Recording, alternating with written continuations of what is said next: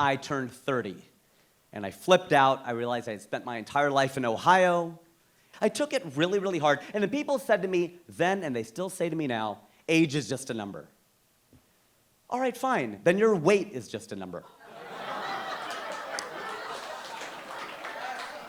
Your height is just a number. Your credit score is just a number.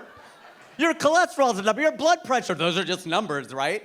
But numbers have value, which implies they have meaning. They mean something. Like, doesn't it already feel like this year has moved so fast? It's shorter than any year so far, right? Well, there's some math to that. I'm gonna break it down, all right? My son, I have a son, by the way.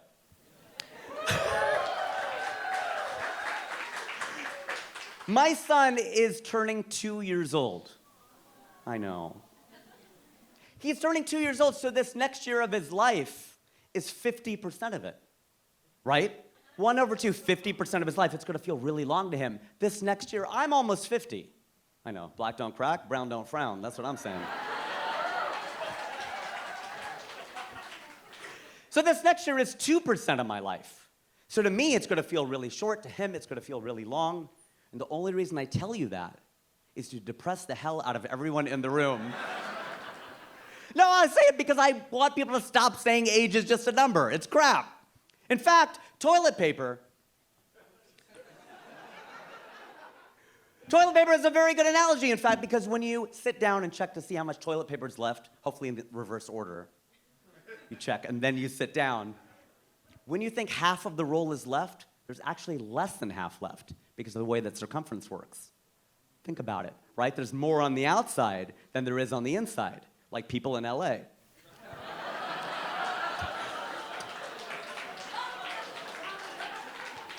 So my analogy is that life is like toilet paper. The less that's left, the faster it goes. I'm not sure when this turned into a TED Talk. But that's okay. I turned 30, I flipped out, and I moved to California, moved to Los Angeles, specifically to be a full-time comedian and an actor. I am an actor. Although you haven't, yeah, sure, no, thank you. You haven't seen me in anything, so I'm like an auditioner. I actually booked a very weird role recently. On Netflix, there's a show called Indian Matchmaking. Some of you will know this show, and not only the brown people, a lot of people know this show, they're watching it. They now have Jewish matchmaking, they're expanding it into a franchise. And if you don't know the show, or even if you do, it's about Indian matchmaking. It's a very coy title. So I actually do the audio description for the show. Some of you will not know what that is. I will explain. If you go in Netflix into settings and turn on audio description. I know it's hard to say, Mom, I made it, when you have to tell them to go into the settings. But it's for the seeing impaired. It helps them hear what's going on. You narrate the show. It's really kind of a crazy thing. It's kind of cool to be able to do this. I don't know. It's the role that I was able to book. But that show cracks me up. Indian matchmaking cracks me up. If you've seen it, or even if you haven't, the star of the show is someone named Sima Aunty. And what her job is to connect South Asians together romantically, and she is right about 0% of the time. That's a strange premise for a show. It'd be like turning on SportsCenter. Here's all the shots Steph Curry missed last night. I don't want to see that. I want to see my boy traded from 10 feet behind the three-point line. It's crazy. But she'll say that stuff. She'll criticize, especially the women. She's a little sexist. Sima Aunty. She will say to the women, "Mia beti, you have too many criterias." She takes this word criteria and she makes it even more plural.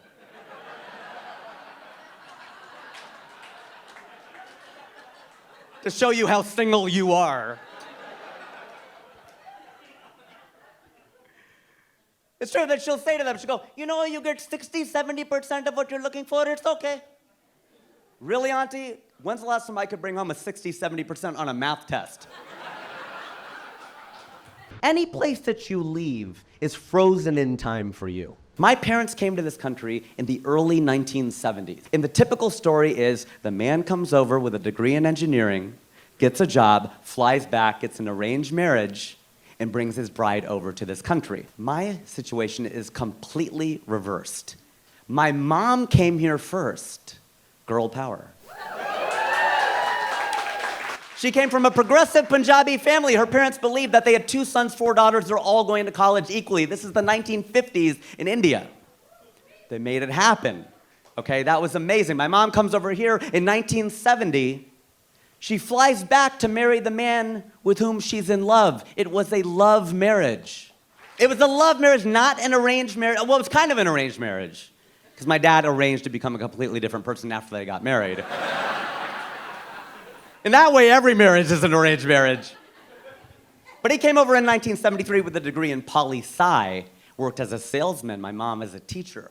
Completely different story. They did not go back to India, although I think they were told.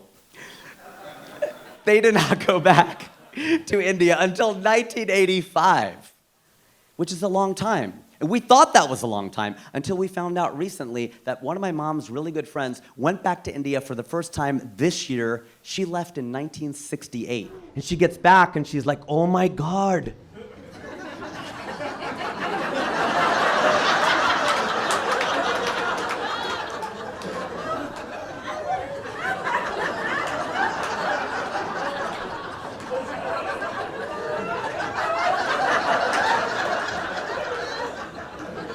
India has changed so much. The boys are so respectful now. I used to walk down the street, they would whistle at me, they don't whistle anymore.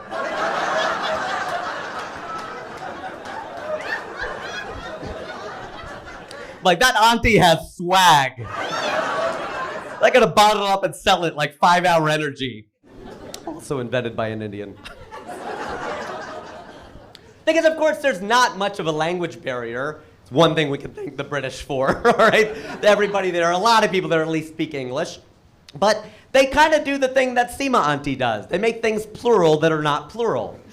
People would walk up to Azhar, to Hari, to me, and they were really nice. They would say things like, we love your YouTubes. We love your YouTubes, yaar. We love your YouTubes. And it's just like, my tubes. It just sounds so personal when you make it plural. Like, I don't have any tubes. I think I learned that in pre-med. So Indians love to make things plural. The Chinese like to make them singular. I don't know if it's the one-child policy or what it is.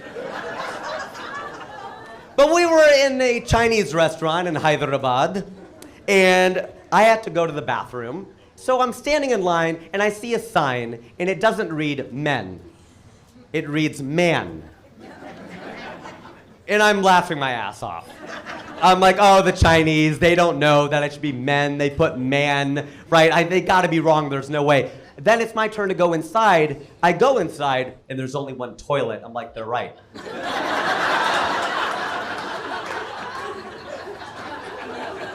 It's man. You can fit only one man in here at a time. The Chinese are always right, damn it.